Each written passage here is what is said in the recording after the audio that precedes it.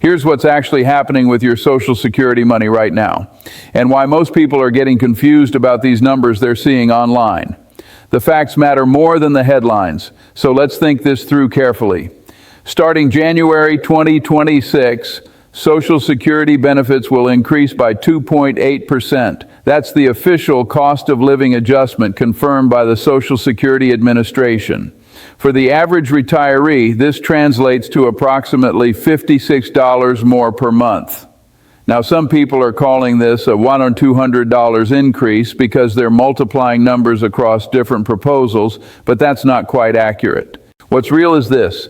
Democratic senators have introduced legislation proposing an additional $200 per month boost from January through July 2026, a temporary 6-month measure meant to combat inflation. If this passes, and that's a significant if, eligible recipients would receive both the standard COLA increase and this additional amount. But here's the critical distinction. This hasn't been approved yet. It's a proposal, not a guarantee. Now, about that $2,000 stimulus check everyone's asking about. President Trump has mentioned the idea of a $2,000 dividend to middle and lower income Americans, funded potentially through tariff revenue. White House economic advisor Kevin Hassett has stated he's pretty sure there's financial room for such payments. However, as of today, there's no detailed plan, no timeline, and no congressional approval. It remains a discussion point, not a deposited reality. The intelligent question isn't when will I get both? It's what can I actually count on and what should I prepare for as a possibility? The 2.8% COLA is guaranteed. The $200 monthly boost requires congressional action.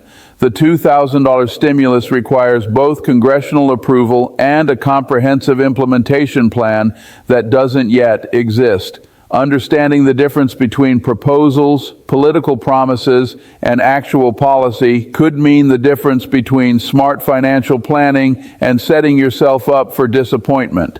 Let's examine exactly who qualifies for what, when these payments would actually arrive if approved, and most importantly, what the historical data tells us about which of these proposals has a realistic chance of becoming reality. Now, to understand whether you can actually receive both benefits simultaneously, we need to think clearly about how Social Security, SSDI, and SSI actually work as separate programs with different eligibility requirements. This isn't complicated, but it requires understanding 3 distinct benefit systems that operate under completely different rules. Social Security retirement benefits are based on your lifetime earnings record. You paid into the system through payroll taxes, and now you're receiving a monthly benefit calculated from your average indexed monthly earnings over your highest 35 earning years. SSDI operates similarly. It's insurance you paid for through those same payroll taxes, but it's designed for people who became disabled before reaching retirement age. SSI is fundamentally different. It's a needs-based program for people with limited income and resources who are either elderly, blind, or disabled. You don't need a work history to qualify for SSI, but your financial situation must meet strict criteria. Here's where the mathematics of this situation become interesting. The confirmed 2.8% COLA increase applies across all 3 programs. If you receive regular Social Security retirement benefits and your current monthly payment is $2,015, the increase brings you to approximately $2,071 starting January. That's your guaranteed increase. It's already been calculated, announced, and will arrive on schedule based on your birth date. For SSDI recipients, the average monthly benefit rises from $1,586 to $1,630. For SSI, individual recipients see their maximum federal benefit increase from $967 to $994 monthly. These are concrete numbers you can count on. The proposed $200 monthly boost from the Social Security Emergency Inflation Relief Act would apply to all Title II Social Security beneficiaries, SSI recipients, railroad retirement beneficiaries, and veterans receiving disability compensation or pension benefits. The key word here is would. This requires congressional passage. If enacted, this wouldn't replace your COLA increase. It would stack on top of it. So theoretically, a Social Security recipient currently receiving $2,015 monthly would first get the COLA bump to $2,071, then receive an additional $200, bringing the total to $2,271 from January through July of this year. That's a $256 monthly increase for 6 months, not 12. Now let's address the arithmetic problem that should concern any rational person. The estimated cost of this temporary boost is $84 billion for 6 months. The funding mechanism proposed involves taxes on unrealized capital gains for billionaires and a surcharge on corporate stock buybacks. Whether you agree with that approach politically is irrelevant to the mathematical question of whether Congress will actually pass it. Looking at the current composition of Congress and the budgetary pressures they face, you're making a probability calculation here. History suggests that temporary emergency benefit increases during non-recession periods face significant headwinds, particularly when they require new revenue sources that will be politically contentious. The Trump administration's $2,000 tariff dividend introduces an entirely separate set of variables. This proposed payment would come from tariff revenue, not Social Security funds, which means it operates under completely different legislative requirements and budgetary constraints. White House economic advisor Kevin Hassett stated he's pretty sure there's fiscal space for such payments, but he also acknowledged this depends entirely on congressional action. President Trump has claimed that tariffs are generating trillions of dollars in revenue, but the actual numbers tell a more modest story. Expert analysis from the Tax Foundation estimates tariff revenue around $207 billion for fiscal year 2026. The Committee for a Responsible Federal Budget calculates that sending $2,000 to every American, including children, would cost approximately $600 billion, roughly triple the projected tariff revenue.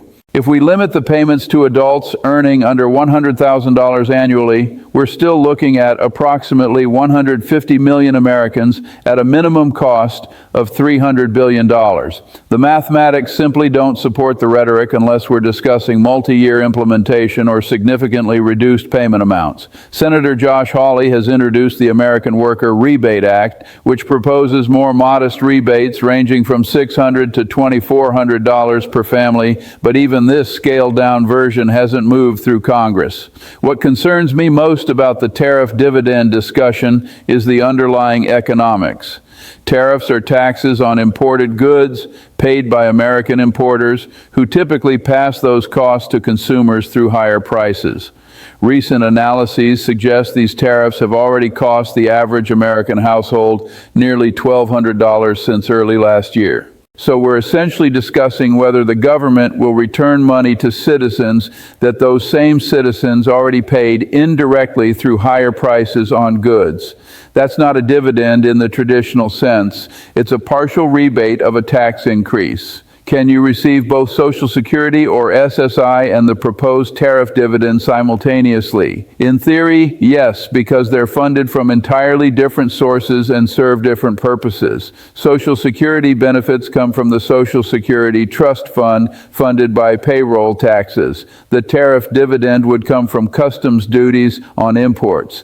There's no structural reason why receiving one would disqualify you from the other. However, and this is crucial, we're discussing hypothetical scenarios because neither the $200 emergency boost nor the tariff dividend has been approved by Congress. You cannot plan your household budget around money that exists only as legislative proposals. Let me walk through what would actually need to happen for you to receive both payments. First, the Social Security Emergency Inflation Relief Act would need to pass both the House and Senate, then be signed by the President. This typically takes months even for popular legislation, and this bill faces significant opposition over its funding mechanism. Second, separately, Congress would need to pass legislation authorizing tariff dividend payments, define eligibility criteria, establish payment amounts, and create the administrative infrastructure to distribute them. The IRS would likely handle distribution, similar to pandemic-era stimulus payments, but they'd need clear guidance on income thresholds and payment schedules. Third, both pieces of legislation would need to align their timelines in a way that allows simultaneous receipt, which adds another layer of complexity. The historical precedent here matters enormously. During the pandemic, Congress passed 3 rounds of economic impact payments between March 2020 and March 2021.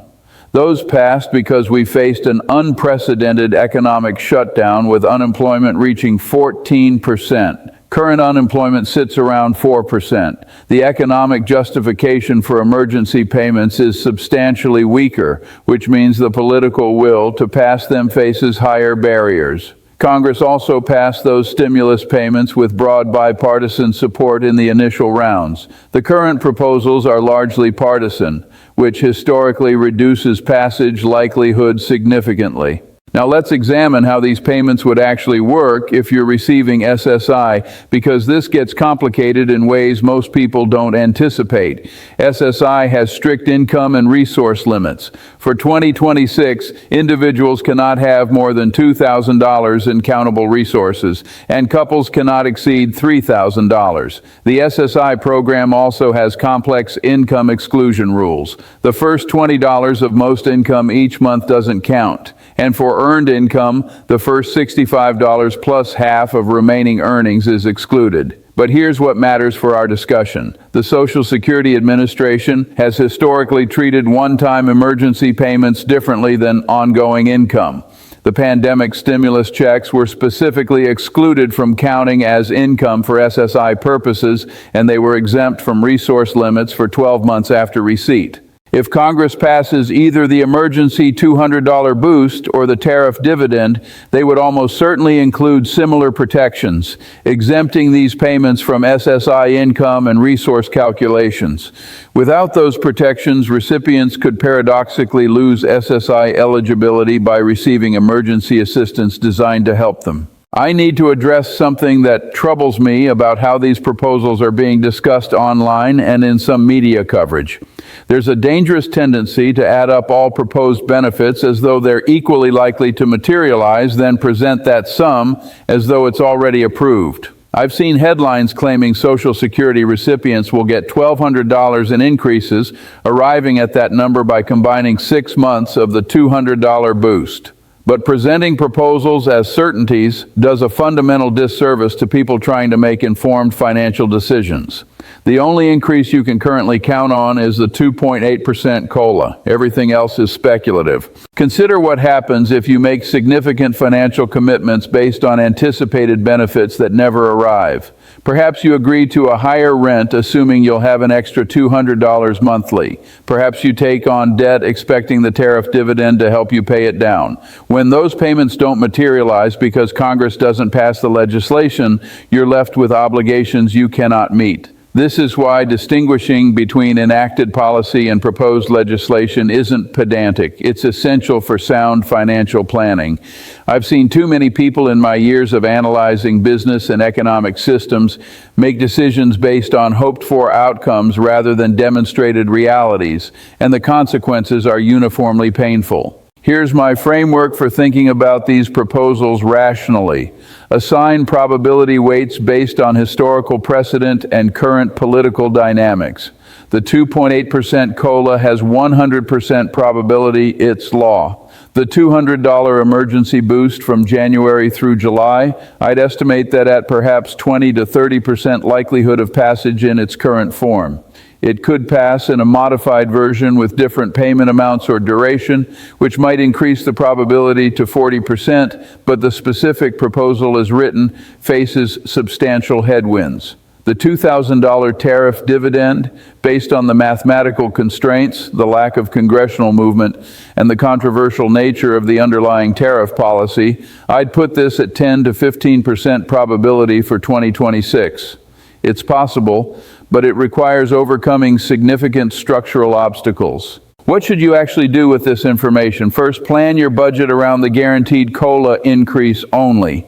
If you're receiving Social Security retirement benefits, that's approximately $56 more per month starting this month.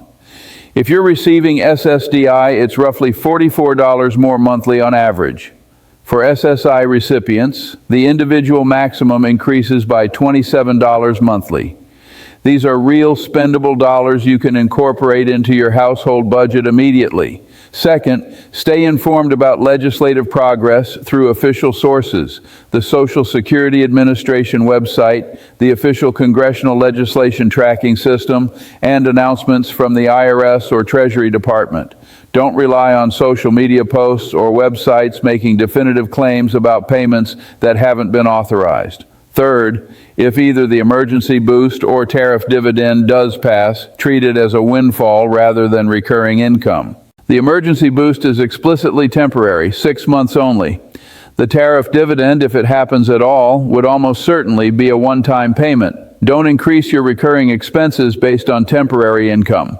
The question of whether you can receive both simultaneously has a clear answer. Structurally, yes, there's no prohibition against receiving Social Security or SSI benefits alongside emergency congressional payments or tariff dividends.